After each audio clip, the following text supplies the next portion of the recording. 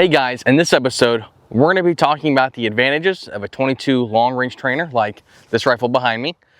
And we're going to try and take it out and get impacts at 500 to 600 yards. So be sure to stay tuned.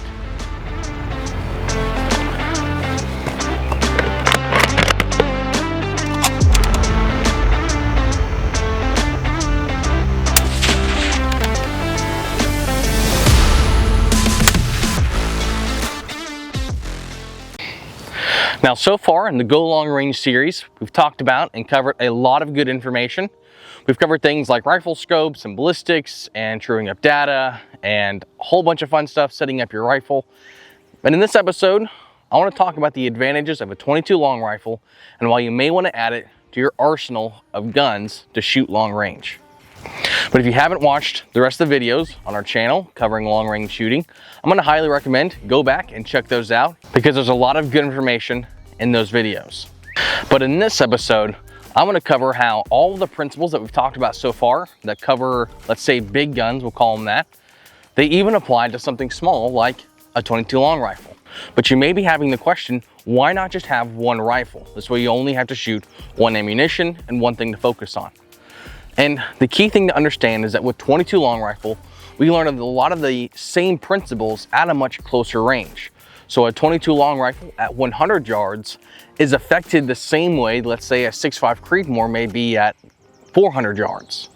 So to kind of drive this point home, I went ahead and I've opened my Hornady app on my phone. And when I click on this rifle with the ammunition that I'm shooting, 22 long rifle at 100 yards, I have a 1.5 mil hold. And when I add a 5 mile an hour crosswind at 90 degrees, it gets it to a 0.6 mil wind hold. So 1.5 mils of elevation and 0.6 mils of wind. So if we're gonna take this same thing and open up one of my 6.5 Creedmoor profiles on the Hornady app, and I'm gonna basically keep going until I basically see that same hold. So we can see in comparison how far it takes to get the same effect. So for one of my 6.5 Creedmoor guns, it takes 387 yards to get a 1.6 mil hold with a 5 mile an hour crosswind at 90 degrees, and it gives me a wind hold value of 0.4 mils. So we can see that we can learn a lot of things with 22 long rifle at a much closer distance. And that's the big thing with it, is that I can learn the same principles it would take me to have a 600 yard range or a 700 yard range. I can practice these same principles at, let's say, 1, 2, or 300 yards with a 22 long rifle and have a lot cheaper ammo to shoot. Other key things that we learn shooting 22 long rifle at distance is going to be things like watching and reading the wind. So the wind change at, let's say, 200 yards is going to affect a 22 long rifle significantly more than your 308 or 6.5 Creedmoor or whatever else you're shooting as your main gun. And so it forces you to really watch the wind and see what the wind is doing and learn to read the wind, or mainly read the wind changes. When wind picks up or when wind changes direction, or if you have a tailwind, it really forces you to really pay attention to what the wind is doing at all times, because it affects you significantly more. Now, you're not going to learn the exact wind holds that you should have for your main rifle, but it will at least teach you the principle of reading the wind and getting you in the habit of paying attention at all times what the wind is doing around you. Another really nice thing with 22 long rifle is that it teaches you a lot about trigger control.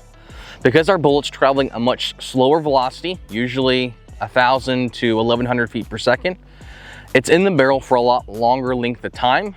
And so one little input on that trigger press can a lot of times give you crazy accuracy differences. So it really forces you follow through trigger discipline, pinning that trigger to the rear, and not manipulating the gun, and being consistent on every trigger press that you do. We also learn important principles like understanding a rifle scope, using a reticle, learning how to dial, because you're going to be dialing a lot with 22 long rifle. Because if you change your target distance 10 or 15 yards, that's a major difference on where I need to dial. So shooting 22 long rifle really gets you comfortable with manipulating your scope, because you're going to have to do it a lot. you're gonna have to make adjustments all the time and wind adjustments all the time and constantly be using your reticle to measure things and to see where you missed at and to measure your impact and make that correction. So a 22 long rifle is an amazing training option for a lot of people out there. And like I said, 22 long rifle is relatively cheap to shoot. Now you can get really expensive and really high-end ammunition like from Lapua or Ely or SK, and those are all great options. And sometimes you can get almost close to your match ammo prices if you really want to get crazy. But there are also lots of good options that are on the affordable side, like CCI makes some really good standard velocity ammunition. And while we're talking about ammunition, I want to hit on one important factor. When trying to shoot a 22 long rifle at extended distances, so we're talking about distances further than, let's say, 100 yards, there's a couple things you need to keep in mind. For one, you're going to want to shoot an ammunition that's already going to pretty much be subsonic ammo. Or oftentimes on the box, it may be notated at standard velocity, but oftentimes a standard velocity 22 long rifle is already at or below subsonic levels. The reason why this matters is because there are three main areas when talking about long range shooting. So supersonic is talking about our bullet is traveling at your 3,000 feet per second, faster than the speed of sound. We're pretty used to that. We then have the realm on the opposite end of subsonic, where we're under the speed of sound threshold. So usually we're talking about 1,000 to 1,100 feet per second or below. Think of this like 300 blackout, how we can get crazy quiet ammunition with a really heavy bullet at subsonic velocities. We don't have that sonic crack, and it's super quiet and super fun to shoot. But between these two barriers of supersonic and subsonic, we have an area called transonic, as it's making the transition from supersonic to subsonic. And the issue with this is that as it's making this transition, sometimes you can have bullet instability. Think of this like on an airplane, and it goes through a storm and there's lots of turbulence, and the airplane begins to jump around and move around and do all kinds of crazy stuff, and you look out the window and the wing is just going all kinds of crazy. Well, turbulence is basically like our bullets going through transonic. There's lots of pressures going on, and the bullets can oftentimes become unstable and do some crazy things. So when shooting 22 long rifle, you really want to make sure you're shooting subsonic ammunition under that supersonic threshold. This way we never have to worry about that bullet instability. Now it's the opposite of what you might think. You might think a 22 long rifle at distance, you want to shoot something that's crazy fast to maximize your distance, but really that's the opposite thing of what you want. If you shoot something like a CCI Stinger, well, it's a really light bullet traveling at really high velocities, and when it meets that transonic barrier, it will become very unstable and will give you all kinds of crazy inaccuracy problems, and may shoot good for you at 25 and 50 yards and maybe even 100 yards, but the second you get past and you get into that transonic threshold, it's going to start doing some really crazy things. If you see any 22 long rifle ammunition labeled as a match ammo or standard velocity ammo, that's pretty much for the most part what you're going to want. So I want to quickly go over the rifle setup we're going to be using today and kind of how I'd recommend possibly setting up your long range 22 rifle. Now here I have a Bergara B14R barreled action. This is their carbon fiber barreled option. I was able to purchase this on eurooptic.com. The chassis it's in is a KRG Bravo chassis with the Arca rail on the bottom bolted up to it. The optic on top is a Vortex Venom 5-25. When trying to do 22 long rifle at extended ranges, it's really important that you have something like a 34 mil scope tube, and so you have a lot more adjustments. You're going to see today that shooting 22 long rifle at extended ranges takes a lot of adjustment. The scope base that the optic is mounted to is an MDT 50 MOA scope base. Now that sounds a little crazy and extreme, but like I said earlier, I'm basically going to have to max out the adjustments on this scope and still have to hold over on my reticle to get these impacts. So that's why I have a really extreme scope base on there, like this 50 MOA, to help give me as much room as possible on my scope. Near towards the end of the rifle, I have an Atlas bipod mounted on it with a Silencer Co. Sparrow suppressor mounted to the end. So as we can see, the rifle we're going to be shooting today isn't something too crazy. It is something, at least in my mind, a little bit more realistic and affordable. What I love about this gun is the fact that it's a Remington 700 platform. So I can put any Remington 700 chassis, Remington 700 trigger, Remington 700 scope bases, whatever. It all is compatible with Remington 700 accessories. So all the accessories and chassis that I might use on a match rifle, I can put on this guy and get an exact training rifle to what I would use at a match. Now the ammo I'm gonna be shooting in today's video is just simply basic CCI standard velocity ammo. I'm not gonna shoot Lapua or SK or Ely or any other expensive stuff. For me, I treat 22 as something that's really cheap, and this stuff is like $5 a box, which is really cheap, and I still get really good numbers off of it. It gives me a really good velocity range that I'm supposed to be within, and my SDs and ES, so standard deviation and extreme spreads on this velocity is still just as good, at least with my testing, with my rifle, as good as a lot of the higher end ammunition produced by those other companies. So I'm not saying across the board that CCI standard velocity ammo is the best and Lapua and Ely and SK are just way overcharging their stuff for no reason. Their stuff is really good and their quality control is a lot better. But just for me, I continue to still shoot cheap CCI standard velocity. But I still recommend trying several different ammo options out of your 22 and shoot whatever shoots best out of your rifle. If your rifle likes Lapua the most and you want to pay the price, then do it. There's nothing wrong with that. I'm not going to make fun of you, and no one should if that's what you choose to do. So that's enough talk about the rifle, enough talk about the ammo. Let's go ahead and let's ring some steel. The first target we're going to be attempting today is a gopher target at 250 yards, and let's see how we do.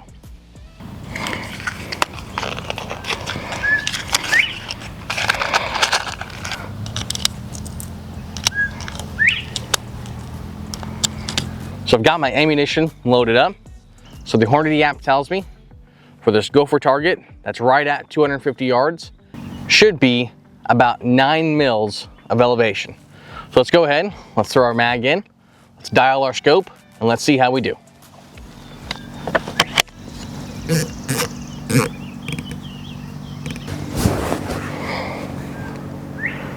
Okay, just my parallax a little bit. Okay, go through my checklist, we dialed our scope, parallax is set. Let's go ahead, let's send one down and see how we do.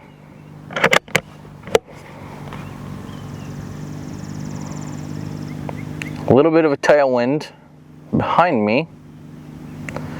It's kind of acting a little switchy. I'm just going to aim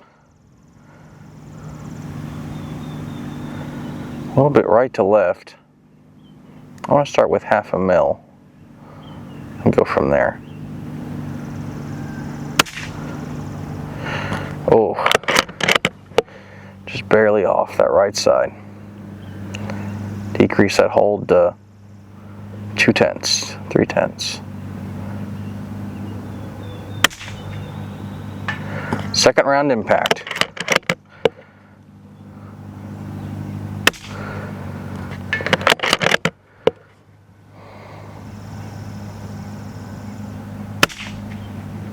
Oh,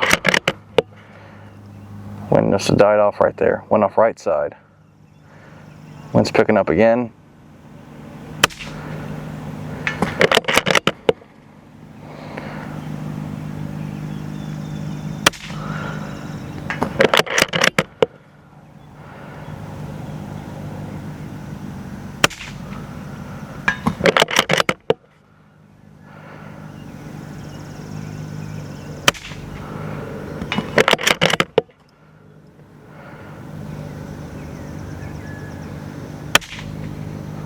Oh, just off right side.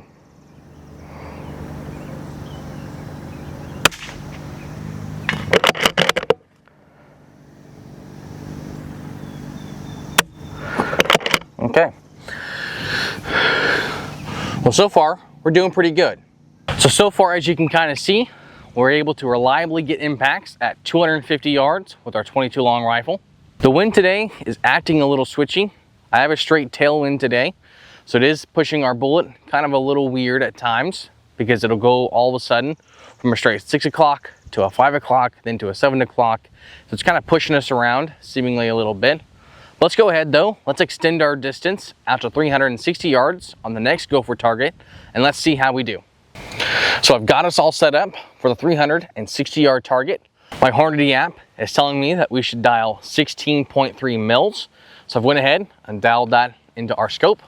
We can see that we're definitely getting up there on mils. We're already over 10 mils, which is what it would take a normal rifle roughly to 1,000 yards. So let's go ahead, let's load our magazine, and let's see how we do. I think I'm going to go ahead and start with at least a 1 mil hold on this for wind.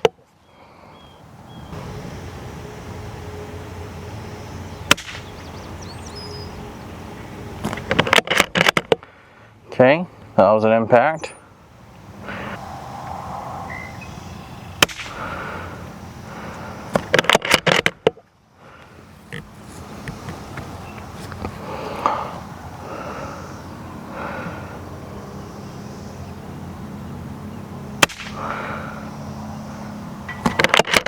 There we go, another impact.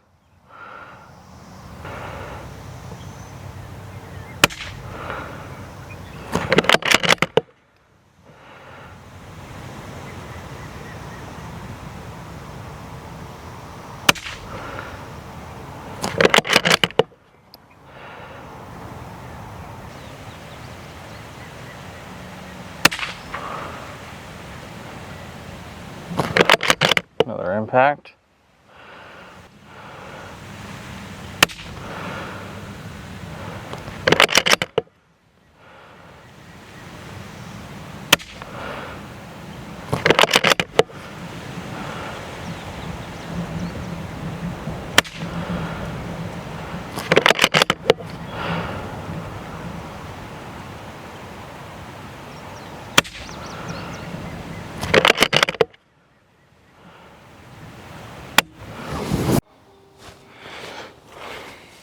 So as you can see, at the 360 yard range, we're able to get some impacts on steel.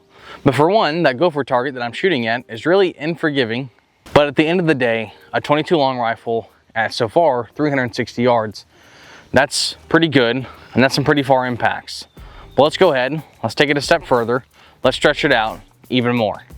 So I went ahead and waited a couple hours, and now the wind's kind of calmed down quite a bit.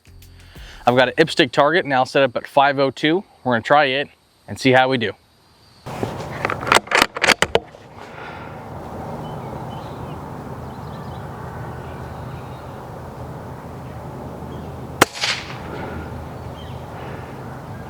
Low right at the hip.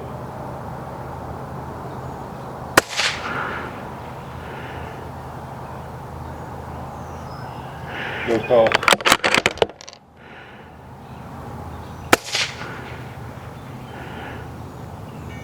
Hit. Yeah.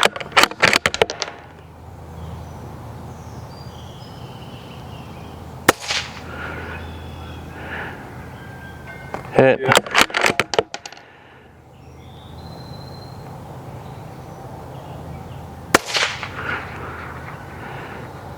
Right shoulder.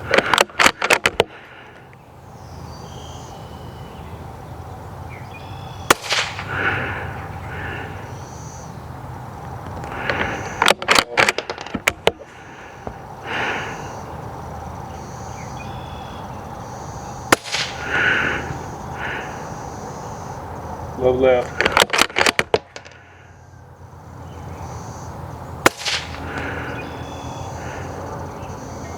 Hit. Yeah.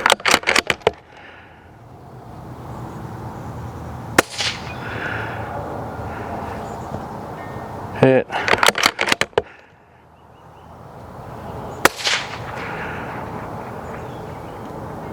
Yeah. Hit. Well guys, you can kind of see starting to get semi-reliable impacts at just over 500 yards. We're averaging anywhere from 2 to 5 impacts a mag. So for every 10 shots, hitting that steel target anywhere from 2 to 5 times, which isn't too bad considering it's a 22 long rifle, shooting ammo, that's $5 a box. It's important to understand though, that the point of this video isn't to go out there and shoot 500 to 600 yards with a 22, but to show the capability of what 22 long rifle can still do, and the fact that it can still be a good training aid, even though it's just little old 22. You can still get very reliable impacts at shorter distance, at 200 to 300 yards. That's primarily what this gun is built for. I didn't really build the gun and set it up to try and hit steel at 500 to 600 yards, because as you can see, I'm not even shooting the ammo that's really best for that anyways. For me, I treat this as a training aid for my big match guns that's much cheaper to shoot and pretty fun. We did try to get some impacts at 600 yards, and we were kind of dancing all around the target and not really getting super consistent, and even if we were to hit it, we might not even hurt it because we can just barely hear the impacts and see the impacts at a little over 500 yards. So even if we were to hit the steel at 600, it's very likely that either A, we might not hear it, or B, we might not even see it. We can see every once in a while the splash of the bullet hitting the berm, but it's really tough to see exactly where you're hitting at times. Well guys, that's a wrap for this video. Biggest takeaway from this is the advantage of the 22 long rifle, how to possibly set up your 22 long range gun, and kind of the performance that you should expect. We probably could have done a lot better today if we chose a lot better ammo, like that Lapua stuff. That'd be a further test that we could do, is to buy some of that Lapua or Ely or SK match and to see how it does and see if it's a lot more consistent, although I know it probably is at long range. Biggest thing probably that it has a better quality control on BC variation, so it's probably a lot more consistent at long range, even though the CCI stuff was giving us some pretty decent numbers as far as muzzle velocity and consistency. But even shooting at today has been a lot of fun and really tests your skills on being able to read those impacts and the wind. But like I said guys, thanks again for watching the video. If you liked it, drop a like down below, leave a comment of what kind of 22 do you have, and have you taken it long range, and what has been your experience, and how do you have it set up, and do you like it? Make sure you subscribe to the channel, this way you're up to date on our latest content. But until then, I'll catch you guys in the next video.